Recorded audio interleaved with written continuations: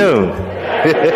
All right, we're a friendly bunch here. We speak and have a good time. So, although this is a serious topic, there was a wise person that once said that it's the truth that we know and we understand that sets us free.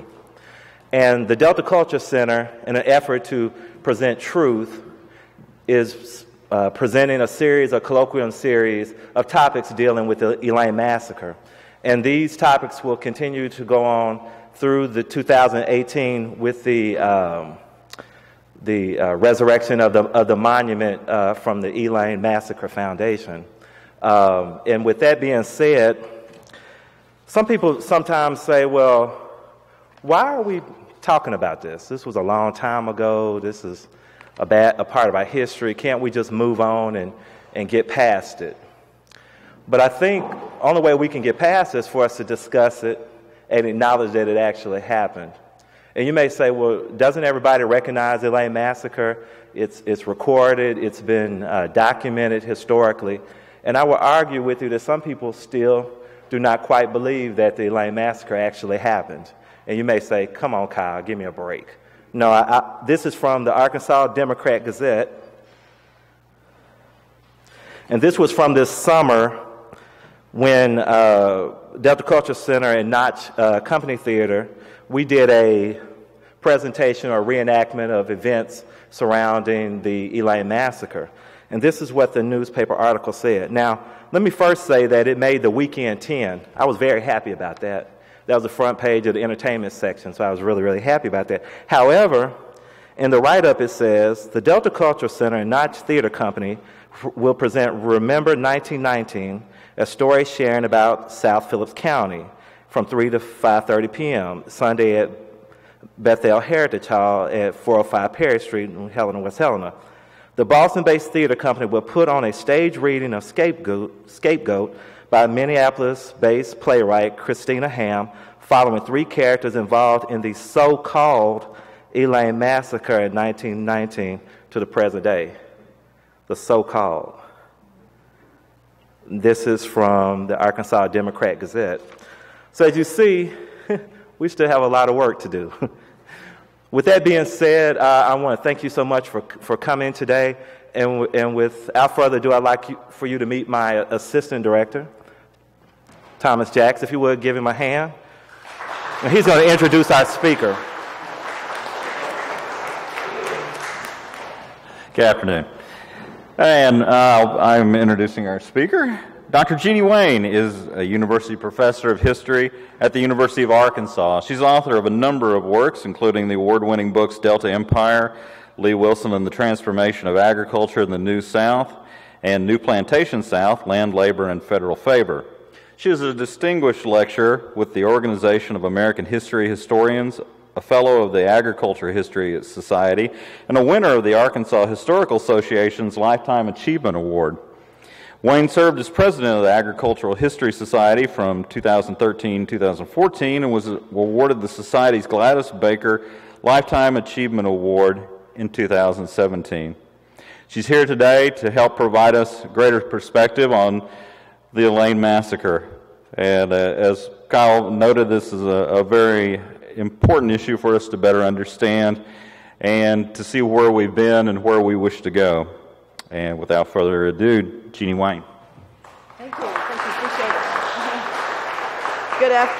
Good afternoon. I'm very pleased to be here today and to talk about something that I have been studying for, nigh on to 30 years now, in one way or another, and share what my thoughts are. And my thoughts have evolved over the years as I have studied it more and as I have gotten older and looked back on it and talked to a good many people and had an opportunity to visit Helena a number of times and Elaine a few times. And it is pronounced Elaine, right? So I was proud to hear you say Elaine.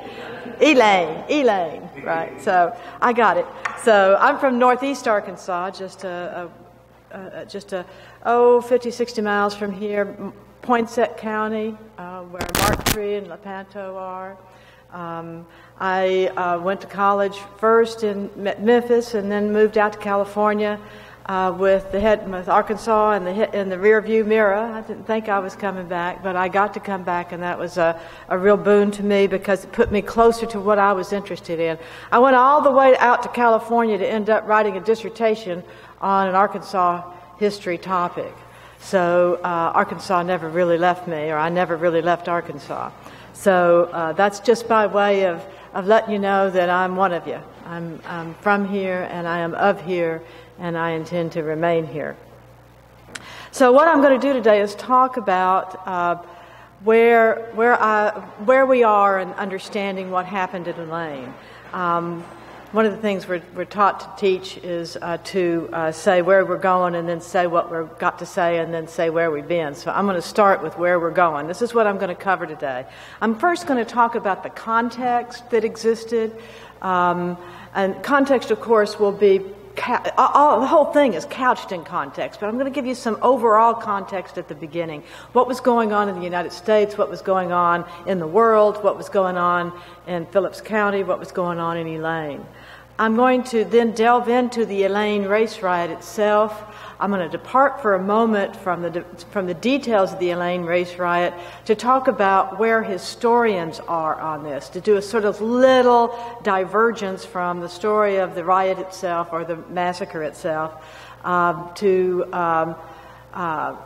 tell you where historians are, what historians are still grappling with, and how historians have grappled with it over the years. And in fact, was it a riot or was it a massacre? We have spent a lot of time debating what that is, what it was, and why it matters to call it one thing rather than the other.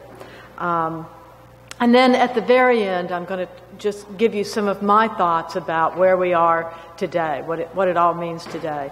What are we walking away with from all of this, and how are we today facing some of the same issues that led to what transpired in Elaine. So, one cannot really understand what happened at Elaine without understanding what kind of situation the world was in, and what the United States was facing, and what the South was facing, and therefore what the people in Phillips County was facing. World War I. We were not in that war very long, barely a year, but it was a global conflict of its own sort, and it involved the United States ultimately. And this is important to understand because when the United States entered the war, it did so after several years of the President Woodrow Wilson, declaring that the United States would remain neutral. The United States is going to be neutral in thought as well as in deed. In deed as well as in thought. Now think about that. That means you're not even supposed to have a favorite. In fact, Wilson always had a favorite. It was England. But he wanted to stay out of the war. He took some steps late in 1916 that made America's involvement inevitable, but that's another story. In any case, once we got into the war in 1917, he had to reverse the trajectory. He'd been preaching one thing. He was the preacher preaching one thing, and now he's going to go 180 degrees and go another way. And he has to bring the people with him in pursuit of the war. And so what he does is he starts a huge propaganda campaign to promote the war, promote America's participation in the war. And from that led an Alien and Sedition Act, a Sedition Act, and an Espionage Act that led to, up to this time in history, up to today, represent the worst civil liberties abuse in American history. Worst civil liberties abuses in American history happened during and immediately after the World War I in the United States. So there is considerable hysteria. It begins during the war and it continues after the war. So there's this era of trouble because people are dying abroad, but also an air of trouble because people are getting arrested and going to jail. And after the war, people were getting arrested and going to jail without warrants, without cause, without hearings, a due process. So it's hysterical. There's a kind of hysteria taking over. So the war ends, soldiers come home, and wage and price controls that had been imposed during the war are immediately disbanded, immediately eliminated, and that led to what you might expect it would lead to, which is a hike in prices and a decrease in wages, and in fact, with all the soldiers returning, a lot of a deep recession and people getting fired or laid off or their work cut back. So there was real economic hardship. So you've got hysteria, you've got civil liberties violations, and you've got economic hardship facing people all over the country. And in the background of that is another event that transpired during the war and which sent a ripple across the world and across the United States, penetrating to Phillips County, and that was the Russian Revolution in 1917, that heightened fears of communism, a red communism creeping across the world and deepen into our own society. So more fear, more hysteria, more trouble. So the soldiers come back. The black soldiers come back and the white soldiers come back. And it's a different world now. It's a different world globally, but it's also a different world at home. Whites come back expecting things to be what they were. This is what they found. This is what they left. This is what they fought for. And so, but they don't find that. They find a world where you have all this labor strife, you have this economic recession, you have fears of Russian Revolution on our doorstep. African Americans who'd served in the war came back expecting to be rewarded for their proof of citizenship, that they had fought and died, and that they deserved to be recognized. They deserved civil rights. They deserved rights. They deserved the rights of men. And this did not bode well, given that there are two groups of soldiers coming back in a time of hysteria, economically, politically, militarily, with very different expectations. So, and historians have written about it. This is not new. We understand this. Historians have written about this. So the economy has tanked. The economy has gone down, and you see across the country, not in Phillips County because we didn't have big industries here, but you see labor strikes. You see labor strikes with so individuals being laid off, or their wages cut, or their hours cut, so they're making a lot of money. Wages cut and hours cut, so they're making a lot less money than they would have otherwise. So you see labor strikes. Some of them, a lot of unions are organized and had been organized during the war, and had been organized for decades. But they'd gotten bigger during the war, and the unions are becoming more powerful, and they are trying to address the needs of the working man. And the industrialists are not hearing any of that, not going to have any of that. So you have also, in many of these urban areas, you have tremendous tensions between black and white laborers who are working in the factories. Who's going to get laid off, who's not going to get laid off, whose work's going to be cut, whose salaries are going to be cut. You have intense competition for these jobs. And so what emerges is a series of race riots. The worst was in Chicago, where white workers led attacks against African Americans and against African American neighborhoods. Over 100 African Americans died, far less, about 25 whites died. So the ones with guns mostly were the whites. So race riots occurred elsewhere, not just in Elaine, or a race massacre. And I'll get to in a minute why we fiddle with whether it's a riot or a massacre.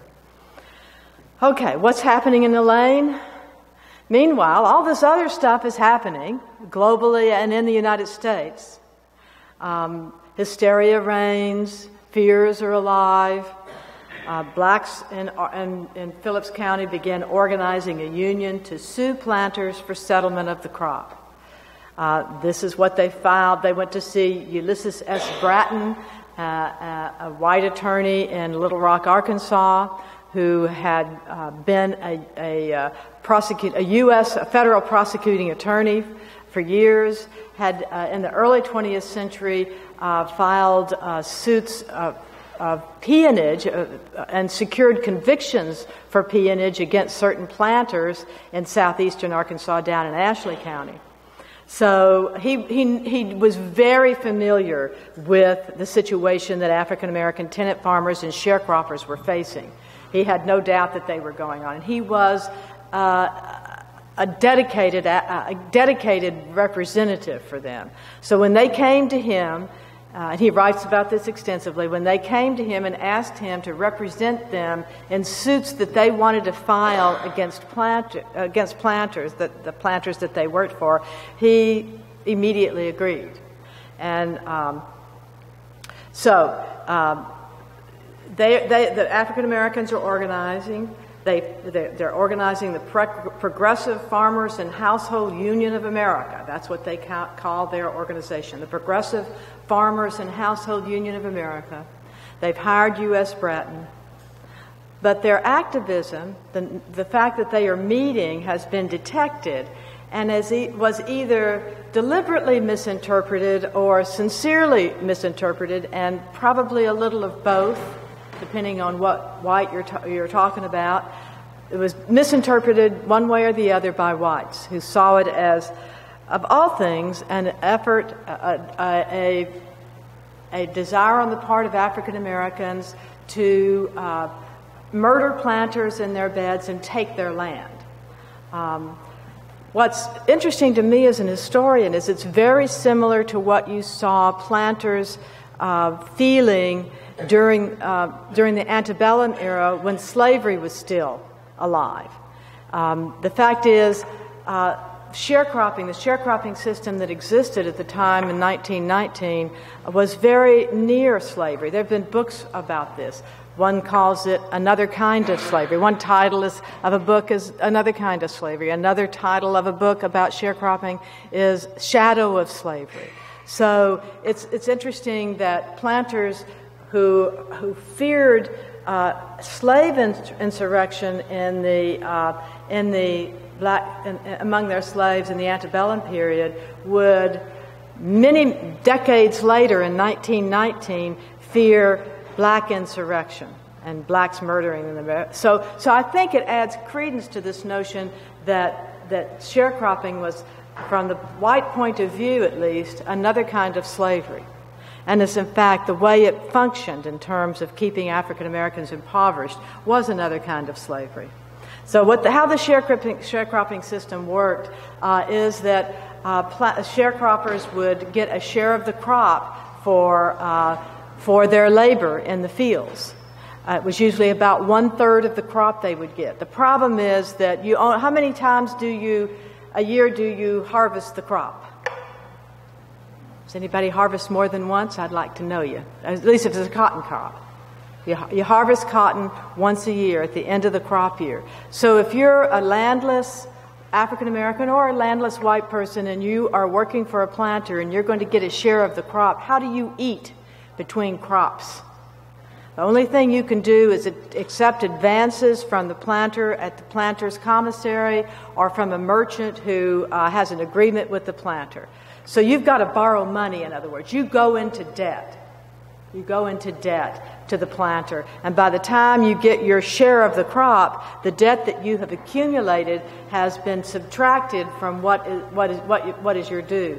And maybe you don't know how to read and write. Maybe you don't know how to do your figures, do your numbers. But in any case, the power is all in the hands of the planter.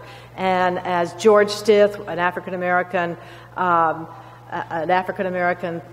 organizer of a later union of sharecroppers said, I don't know what he owed me. He tells me what he owed me, and I just have to accept that. Now, George didn't accept that, as a matter of fact, but that's another story. In any case, the power was all in the hands of the planter. Added to that was also present in Phillips County, but elsewhere, was the rebirth of the Ku Klux Klan. It was an organization, as you probably well know, that rose out during Reconstruction 5-6 decades earlier, but became more popular in part probably because of the movie Birth of a Nation, not the one that you saw released last year, but the original D.W. Griffith Birth of a Nation that was premiered in 1915. And it celebrated the Ku Klux Klan and demeaned African Americans and was highly racist, highly charged. There were cities where riots occurred, and I say whites rampaging against blacks after the showing of that movie. There were some cities, St. Louis, for example, that refused to allow it to be shown for fear of riots following. So by 1920, after the KKK had been virtually disbanded for decades, and in 1915 reborn, and by 1920 there were approximately 25,000 members of the Ku Klux Klan nationally, most of them in the South, and most of those in rural areas, and many of them, we have no accurate numbers for how many, but many of them in Phillips County.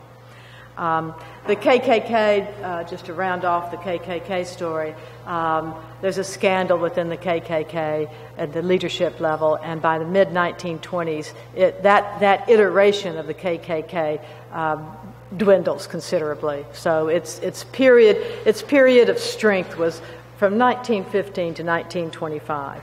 But at the time of the Elaine massacre, it was growing. It was still growing. And in fact, white soldiers returning from World War I could sign up for the KKK at the same table they signed up for the American Legion. So it made it very easy for whites to become inculcated with KKK ideology.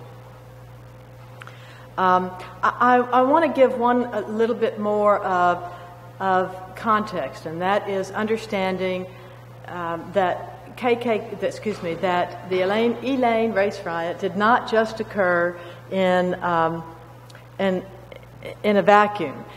Night riding, or what is called white capping, that is men wearing white caps over their head, and they need not have been KKK members to have done that.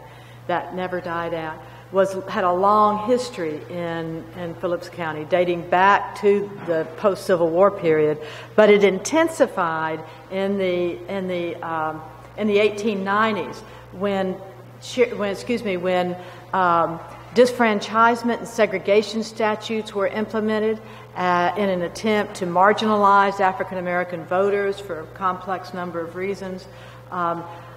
In order to implement those statutes, to segregate African Americans and to disfranchise them, to make them a second-class sort of system, a tier of society, a racist campaign using highly charged racist rhetoric in the 1890s was launched. And so you see the 1890s as a period, the worst period for lynchings in American history. Not that they weren't still bad in the early 20th century, but the 1890s, they were high. NAACP figures went back and looked at other numbers and were able to discover how many there were. And it is clearly the nadir of lynching against African Americans in the 1890s. But what we find also is that some of the people who were trying to get at African Americans were also competing for jobs on the plantations. There was an 1898 story in the Helena World decrying these night riders who would ride against African Americans around Phillips County and try to drive the sharecroppers away, the black sharecroppers away, so that, quote, they professed to be actuated by a desire to rent land at reasonable prices. So they were trying to drive black laborers away so they could have those jobs. That's what they wanted. So you see them also sometimes burning the barns and the outbuildings of planters as part of that riding against African Americans. And that can be interpreted in a lot of ways.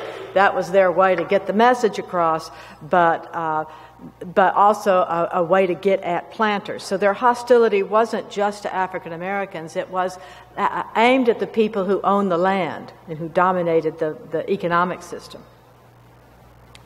These are similar to cases that happened elsewhere in Arkansas and elsewhere in the South. There's a series of very good historical articles and some very good books that look at this phenomenon across the South.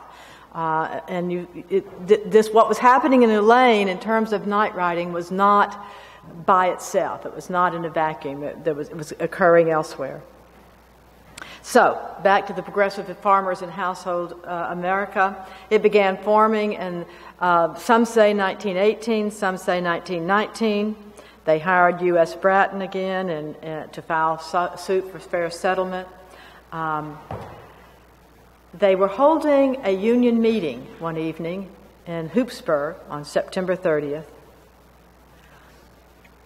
The African American Progressive Farmers and Household Union of America had posted guards because they were fearful of trouble, and trouble is what they got. 2 officers, local officers, and from Helena, and a trustee, that's a jail trustee, showed up, and an exchange of gunfire occurred. We'll never know who fired first. But one of the officers was dead, and one of the word got back to Helena that this had transpired.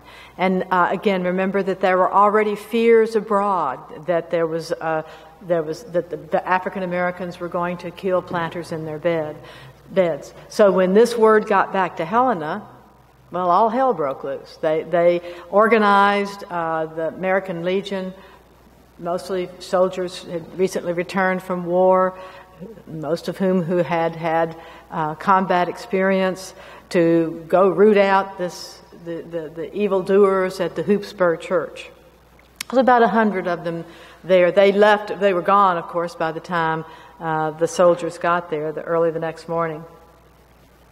And this massacre ensues. Now, why we sort of fuss with the word massacre or riot, you can probably guess. We estimate somewhere the number of 250 African Americans were killed and 5 whites. African Americans knew how to shoot guns just as well as whites knew how to shoot guns. This was a hunting culture. Everybody had guns. Probably everybody still has guns in this culture, but in any case, they all had guns. So who's doing most of the shooting if 250 blacks die and 5 whites die? Nevertheless, so is it a massacre or is it a riot? And if it's a riot, who's doing the rioting? It's not African Americans, it doesn't sound to me. But you'll see us fuss around with that word. You'll hear me slip and call it a riot.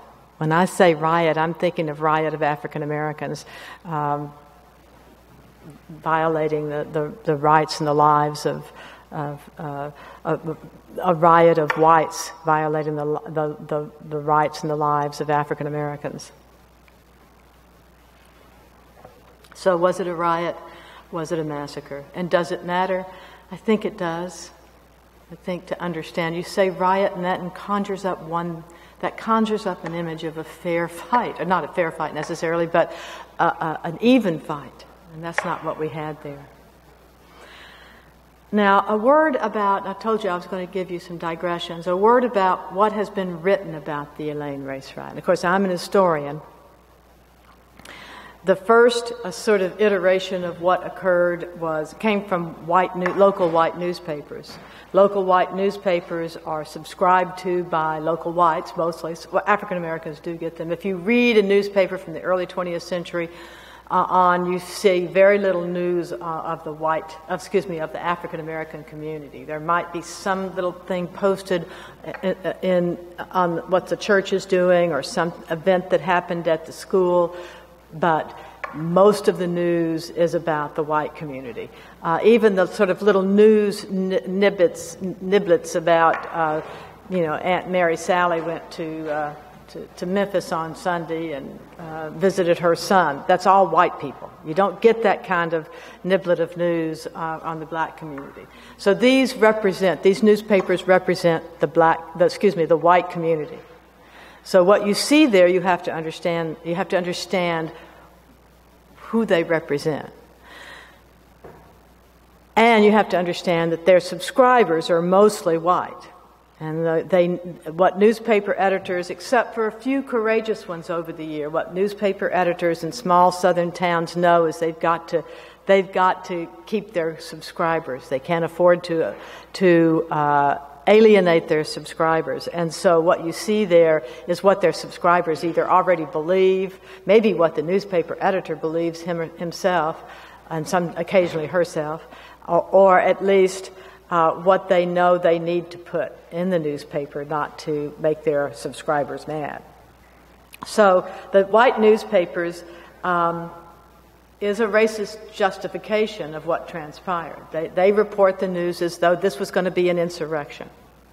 They say nothing about economic exploitation. They say nothing about it didn't take very long to figure out that they had hired Ulysses Bratton, this white attorney, and everybody knew who he was. And he was having plenty to say about what was really going on. But they decide not to hear that or not to acknowledge that. They never do. So you get that perspective from the newspapers, you get it from the governor, you get it from just about every white authority around, except, of course, Ulysses Bratton. From the black perspective, you have the account written in 1919 comes from a publication called The Nation, which is still out there, by the way. It's a kind of a newspaper-ish, weekly newspaper-ish thing. And they had a man writing for them called Walter White. Walter White's a very interesting man. He's African-American, but he looks white. And he actually he has blue eyes, white hair, blonde hair, thin lips, pale skin. So he was able to, as an African American, he was able to come to Phillips County and meet with the governor, who did not know he was black, and get all kinds of insights to what was going on. Come down to Helena, meet with various individuals, and do these interviews. So he knew what was going on. He'd actually done the due diligence. He later goes on to become prominent in fact, the director of the NAACP, the president of the NAACP. He's not nobody, in other words. He's a smart guy, and he's able to ingratiate himself in unusual ways and get the real deal, get the real dope. Now, those are the contemporary accounts, the accounts that took place. You got the white perspective and you got the black perspective. And the way Walter White saw it was diametrically opposed to the way the local newspapers saw it. And that was Walter White's perspective. This was not an insurrection. This was about filing suit for fair settlement. It was about economic exploitation, and he does it's a fine article. I invite you to read it sometime. He's thoroughly familiar with how the sharecropping system works, and he describes it in this essay that he writes in The Nation. So since that time, many in Phillips County wanted to put this all behind them. They didn't want to even think about it or talk about it ever again, and many did.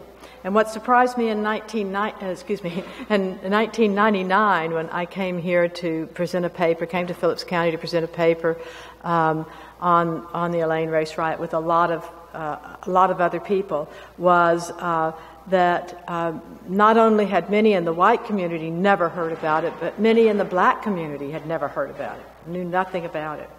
Now, some had, and most, not all, in the white community took the white version.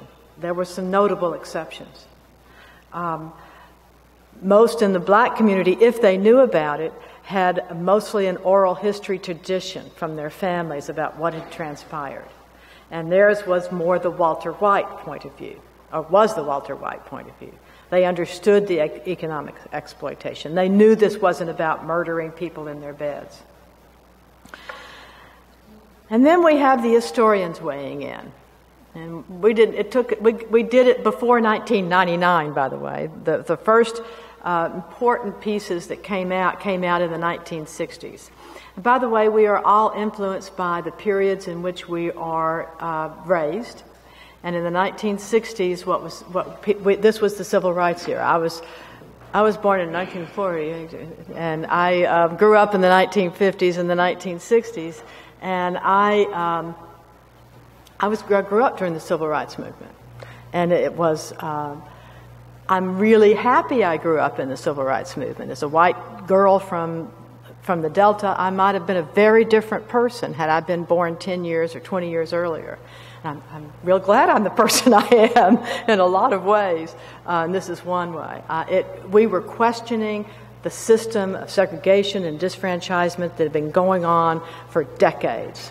And in fact, we were questioning this. We were in the midst of a long African American freedom struggle, and I could see that as a young person.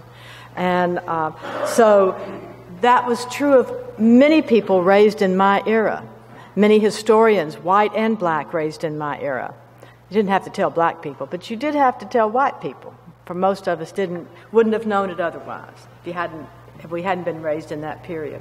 And so what I'm saying is the civil rights movement had an influence on how we thought about the world we lived in.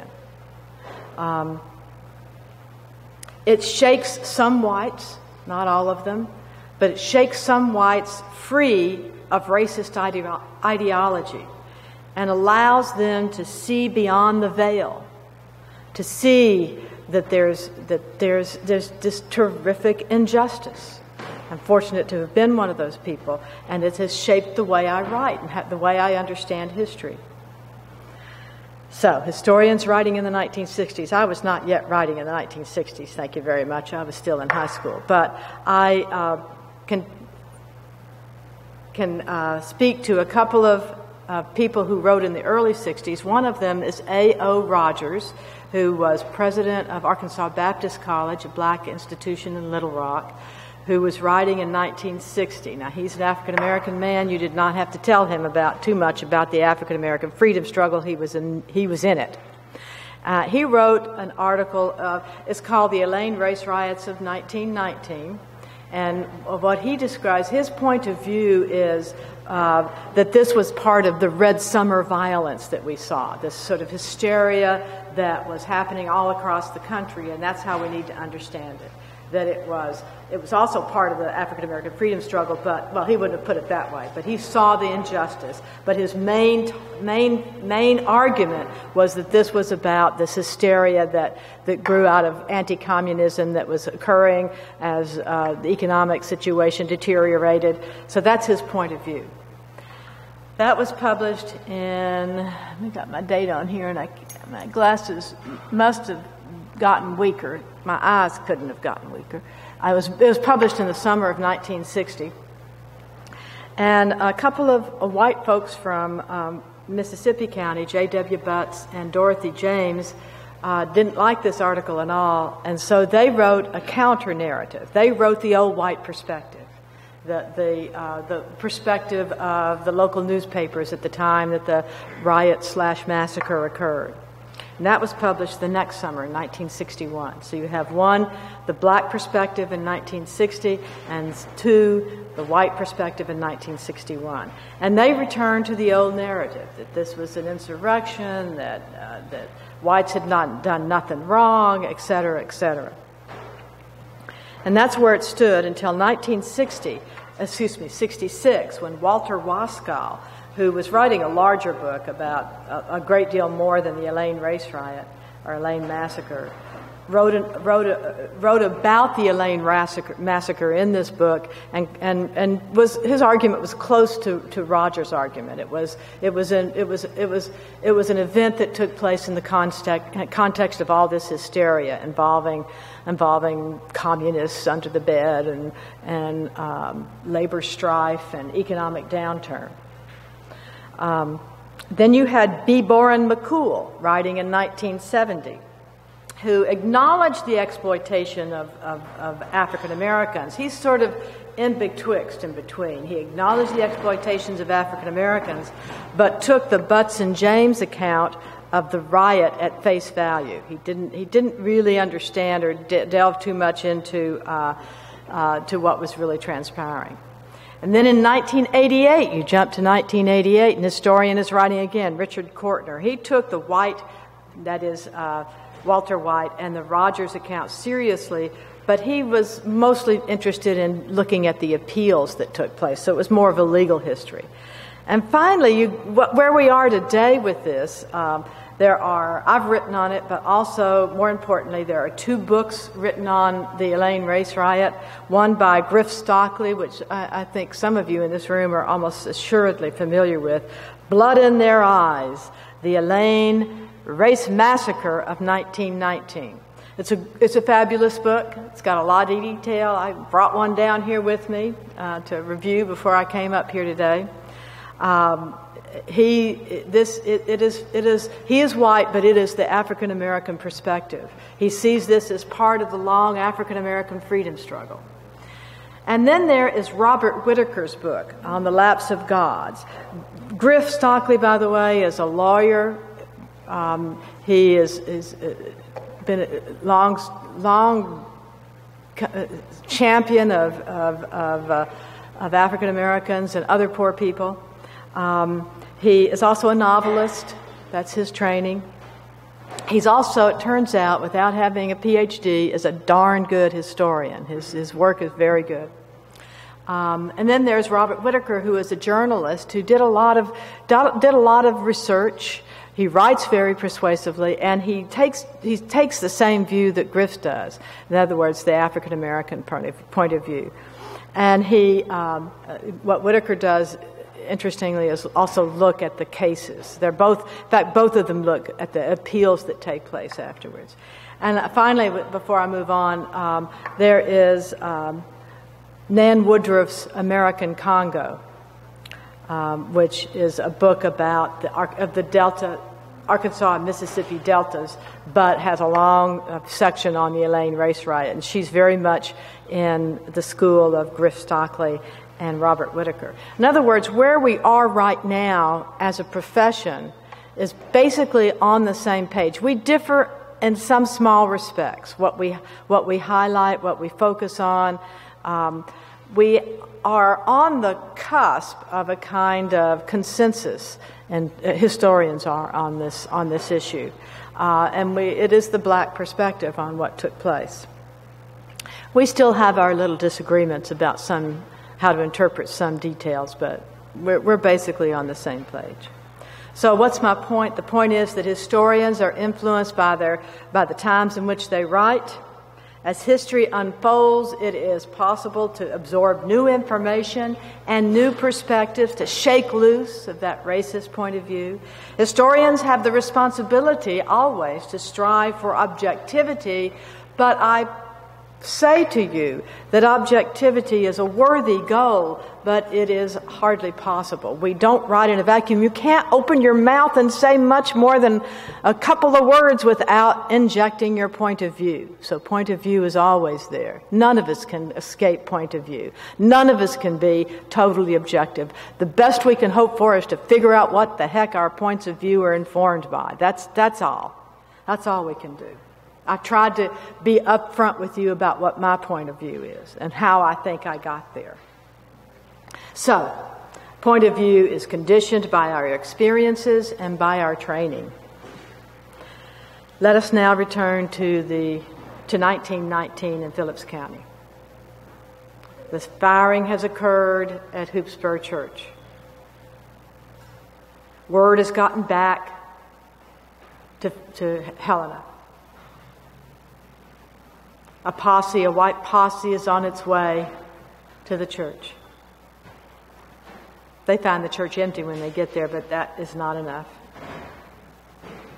Pretty soon, whites from across Arkansas and Mississippi, the state of Mississippi, and from counties adjacent to Phillips County in Arkansas, and some say even from Louisiana and Tennessee, rushed to join the search, shooting defenseless blacks, any black who happened to be in the wrong place at the wrong time was subject to being shot down, man, woman, or child. Among those who were killed were 4 brothers, who, one of whom was from Helena, who were on a hunting trip at the time. They'd gone on a hunting trip before the events broke out. The Johnston Brothers. The D.A.E. Johnston was a dentist, a prominent local dentist in Helena. One of his brothers was a doctor.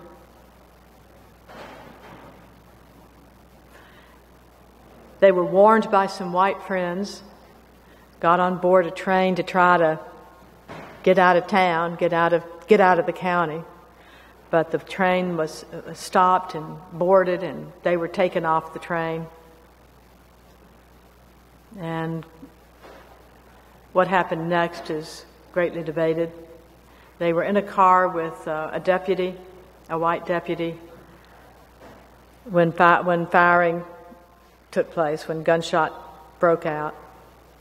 The official white story is that one of the Johnston brothers wrestled the gun from the white deputy who was incidentally driving the car. So exactly how that could happen, I don't know. He was holding a gun with one hand and driving the car with another. It was much more likely that he was trying to help them get out of there. In any case, the car is riddled with bullets. All 4 of the Johnston brothers are dead, as is the white driver. Their bodies are dumped on the side of the road.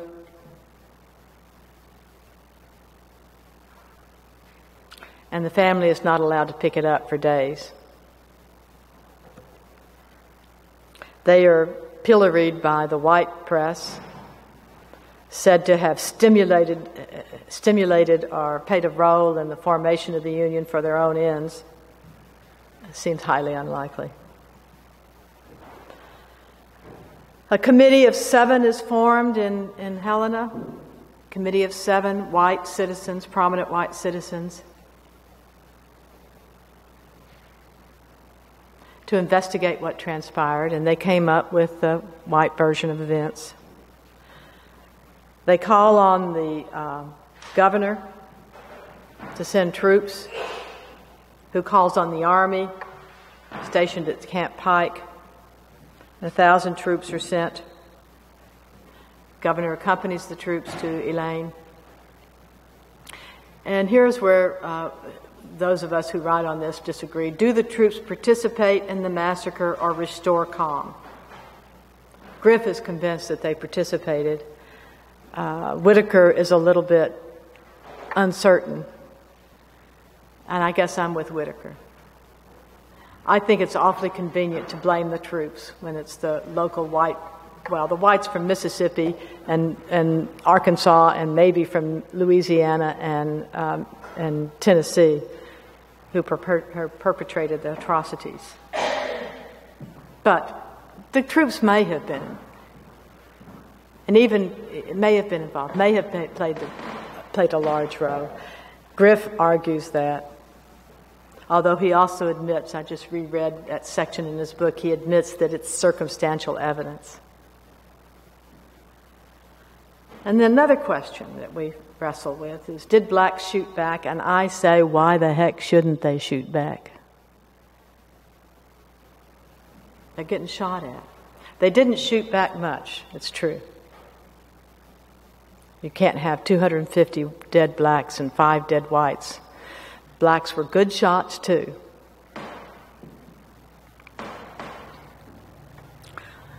Order is restored after several days, after 3 days. coerced confessions, coerced with torture. The trials last a matter of minutes for each defendant. 65 blacks are sentenced to prison, some of them for life. 12 blacks are sentenced to death. We call them the Elaine 12. Enter Scipio Jones, an African-American attorney from Little Rock who is long struggled to represent African Americans. Bratton is trying to do his bit, but he's under heavy fire. His son happened to have been down in Elaine at the time the violence broke out, and his first thought is to get his son out of harm's way. Bratton is so harassed in Little Rock that he actually leaves the state, never returns, gets his family out. So Bratton's not going to be here to help. So Scipio Jones, this attorney from Little Rock, plays the major role. Now, the NAACP, of which Scipio Jones is a member, agrees to help with this case. And their position at that point in time was to they had two problems. They like to put white, at that point in time, Thurgood Marshall is going to be the big exception a couple of decades later, but they like to put white attorneys in charge, particularly in the South.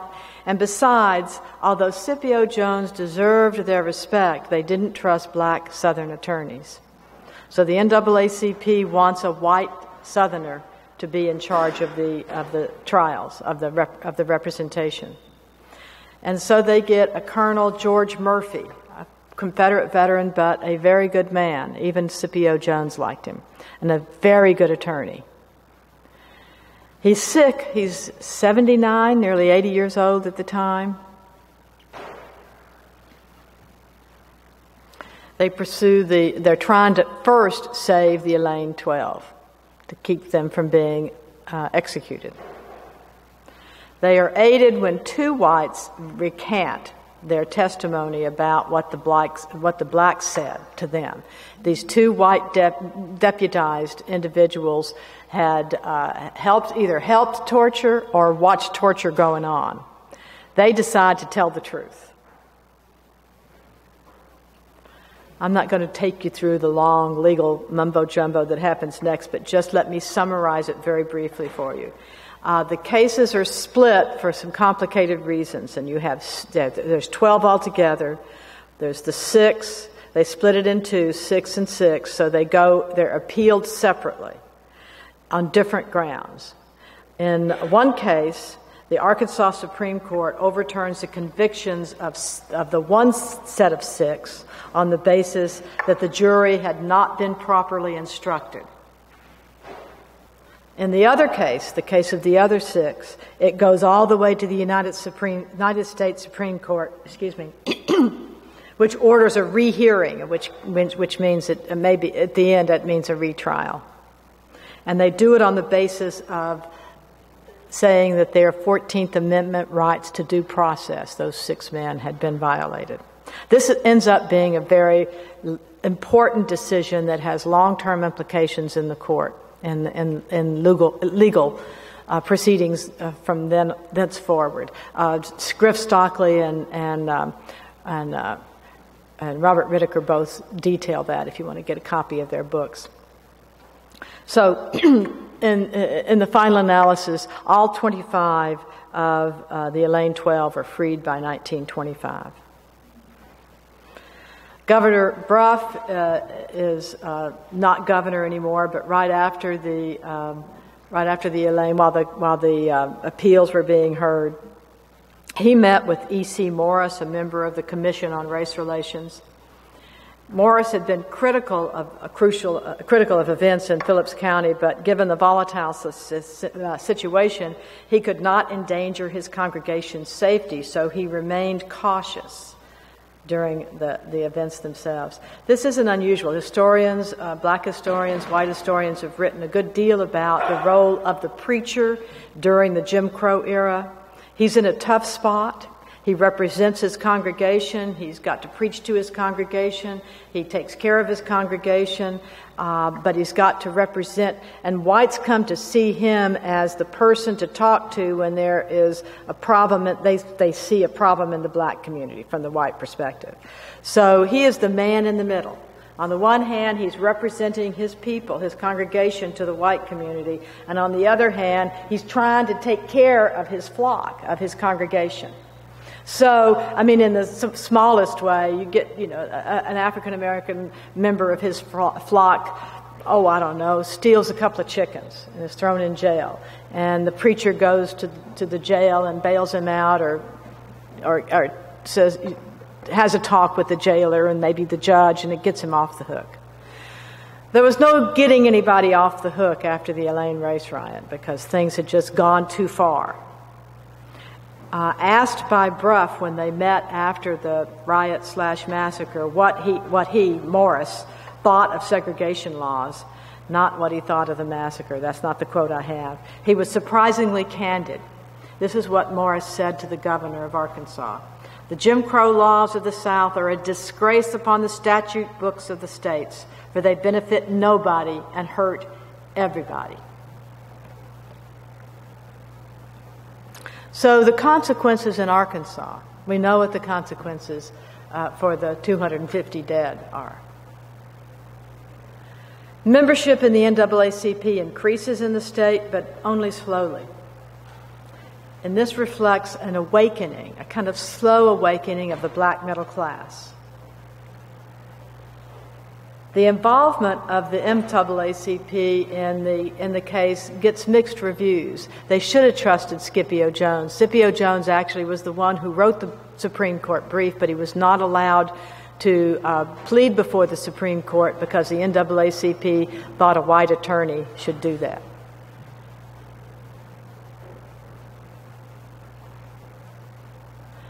And the black population flees Phillips County. Population, of course, this was during the Great Migration, but what's interesting is how many more people, many more African Americans, percentage-wise, leave Phillips County than they do other counties surrounding Phillips counties, other heavily black populated counties. Why would you stay here after that event took place, if you could go somewhere else? Planters elsewhere take a lesson from all this. Labor needs are too great to risk anything like this again. They clamp down on any kind of white violence they can. White violence against African Americans. They're not real successful at it, but we don't have another Elaine race massacre. Black migration is simply hurting plantation operations. So in other words, they're doing it from a self-interested point of view. The larger consequences, this is, again, like the awakening of the black middle class, an awakening in the black consciousness regarding the long African American freedom struggle. A freedom struggle that began in the antebellum era while African Americans were enslaved, continued through Reconstruction into the 1890s when African Americans were disfranchised and segregated, through the Elaine race massacre, through World War II and the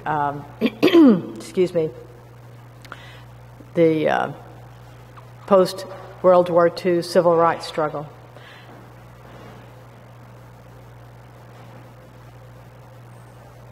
And through today. 21st century, we have a number of 21st century reminders of how that struggle is not yet complete. The violence in Charlottesville, the rise of neo-Nazism, the death of African Americans at the hands of police officers in the 21st century in recent years. Remind us once again that the long African American freedom struggle that is centuries long has a way to go before we sleep. I'd be happy to take questions if anyone has questions. Yes, sir. Do you have any idea of the percentage of population that exists in Elaine, black and white?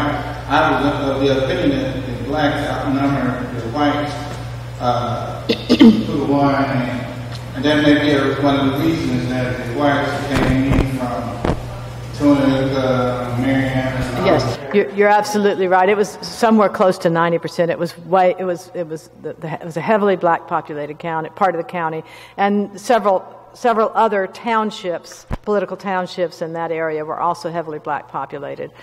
So yes, it was. This was the overreaction of the white population had to do with the fears of this huge black population, and you saw that again. Speaking back to slavery days, you saw that same kind of fear stimulated by the presence of far many more African Americans than whites. So yes, it's a major role. Don't we still have a tendency to undervalue the economic component of this whole matter? A decade later, when the Southern tenant farmers arose, they said they continually through the Delta of Arkansas, they had whispers in their ears that not to cause too many waves or they'd see another Elaine. Right. Well, I'm glad you asked that question. Most of my work has been on plantations, so I see the economic racism is real. It was real then, it's real today, so it is definitely a factor. But what sort of puts the match to the candle or match to the dynamite is that economic exploitation and the plantation system. And I'm glad you mentioned the Southern Tenant Farmers Union. It is founded in 1934. It is founded as an interracial union. And the story goes, this comes from one of the founders, H.L. Mitchell, at that first meeting of the union, the question arose, it was African Americans and white sharecroppers were both there. And the question arose as to whether they would have two unions, one black and one white. And a white man rose to his feet, I think his name was Bert Williams, and he said, look, my father was in the KKK, he rode with the KKK, and we've got to do this. We can't go there. We can't be two separate unions. We've got to join together. It's our fight together. If we let them separate us, they'll divide and conquer us. And then a white man, I think it was Isaiah Smith, and if anybody out there knows can correct it, I think it was Isaiah Jones or Isaiah Smith, rose to his feet and said, I was in Elaine in 1919. And we got to stick together on this, because if we make this a black union, if there's a black separate union, they will kill us. So we need to stick together. So I don't know if that begins to answer your question, but I do think economic exploitation, and particularly because I study plantations, I think that plantation operation, that apparatus, the apparatus that keeps plantations functioning, is a major factor.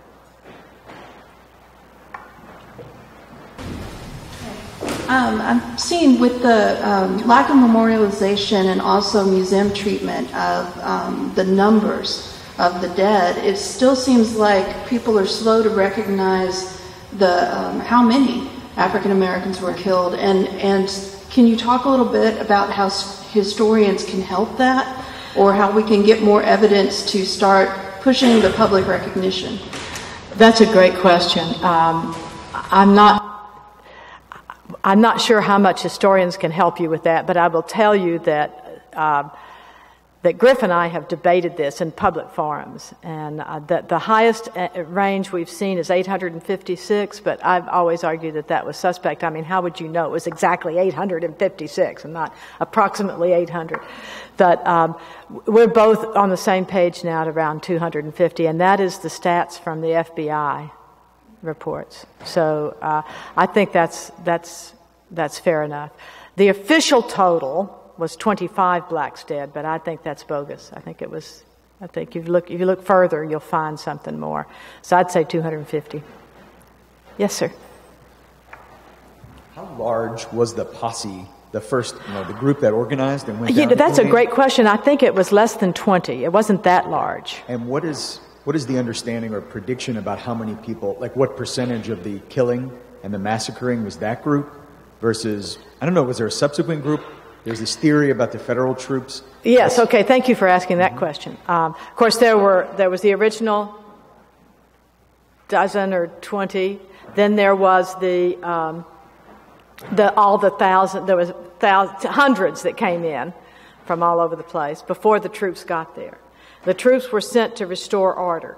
And the argument that one of the debating points that Griff and I had, and this was in part just we debated in order to inform the public. So it wasn't exactly that we did truly disagree to some point, but not as heavily on the point of whether the troops participated in the massacre or not. Mostly we're just having a debate to get the word out there. So in any case, the evidence is circumstantial, but there is evidence, there is testimony from local whites that the Army participated in the massacre. The Army doesn't say that. The FBI doesn't say that. But it is very possible that they did. They certainly had the machine guns. Is that what you were asking? Mostly. So I just want to clarify. So the original posse was about 20. How many? Okay, so it looks like I'm wrong on that. Okay. I don't think so. So I just wanted to clarify. It sounded like you said the original posse was... Somewhere between a dozen and 20. Okay, got it. And then that's not very many, but then there were hundreds, up to 1,000 people before the Army gets there. Okay, hundreds to 1,000.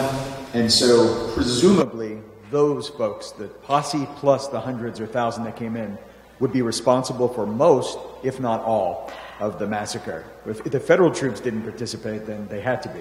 Yes, But yes, even- yes. And I think that's I think what makes the fact that there were so many African Americans killed is what makes tips the balance for Griff. He thinks that the federal troops must have been using a machine gun. We know they were firing indiscriminately. We suspect that at least one of the deaths of whites was what they call friendly fire, was shot by another white person. So, but yeah, I don't think historians can help very much clarify better than that. Okay. Yes. So even those who believe that the federal troops participated in the massacre, is their claim that they did most of the killing? No, half, I don't think quarter? so. No, I don't think so. They know that whites what they were brought down there to do was to stop the violence. And, from my point of view, as somebody who studies plantation agriculture, planters knew that this was, they had sort of, by this economic exploitation, they had created a kind of tinderbox. And all this violence that had been going on for decades, against planters too, by whites, right?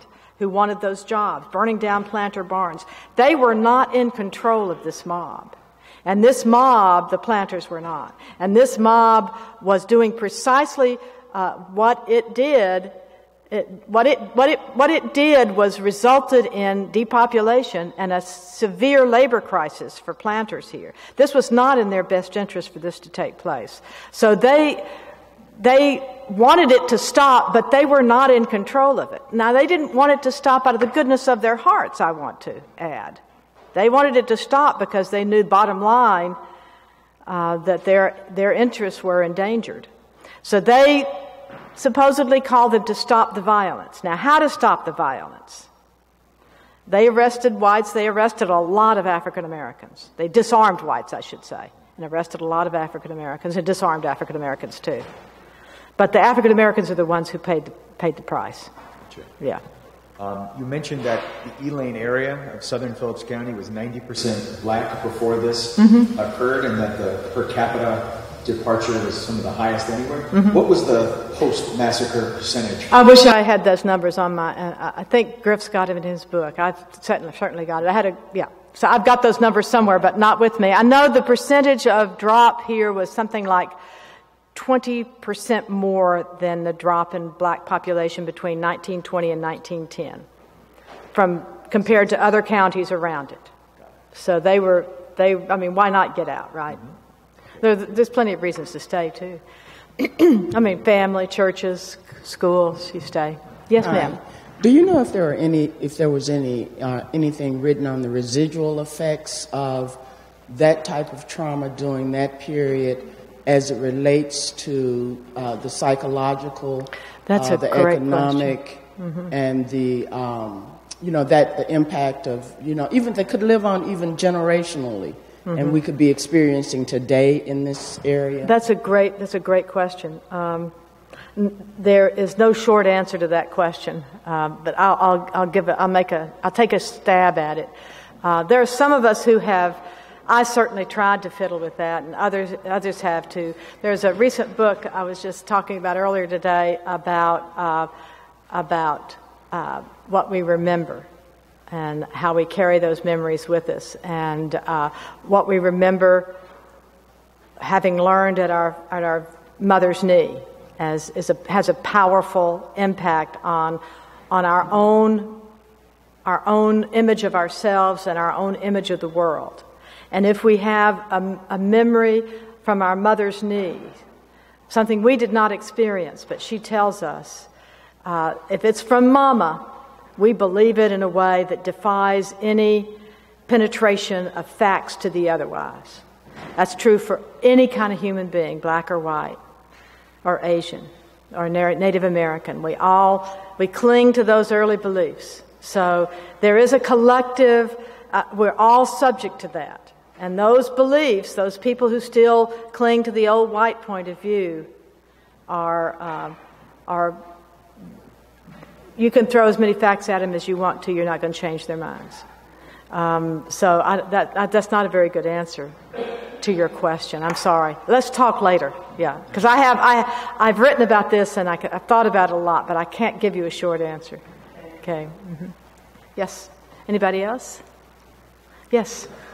More than a question, and you touched on this towards the end of your presentation, but part of what, as I've read and understood, going on with the Elaine Massacre was the climate, part of the Red Scare. I fast forward a bunch of years to my childhood in the rural South and Martin Luther King Jr. Yeah.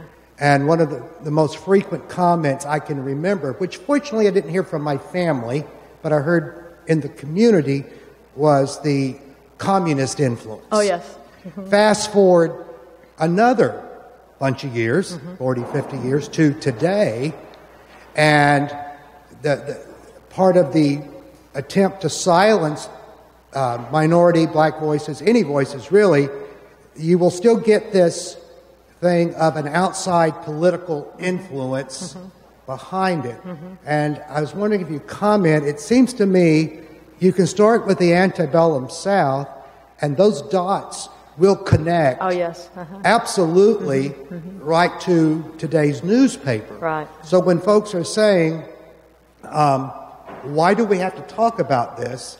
It seems like one of the answers is, well, because the dots connect, folks. Right, exactly. And I was wondering if maybe perhaps comment on that concept of the dots connecting, and some things have not changed very much. No, thank you very much. I don't think I could do it more eloquently than you just did, but I will try to try to fuzzy it up a little bit. So, yeah, it's interesting to me that, of course, the Red Scare in 1919, after the Bolshevik Revolution in Russia in 1917,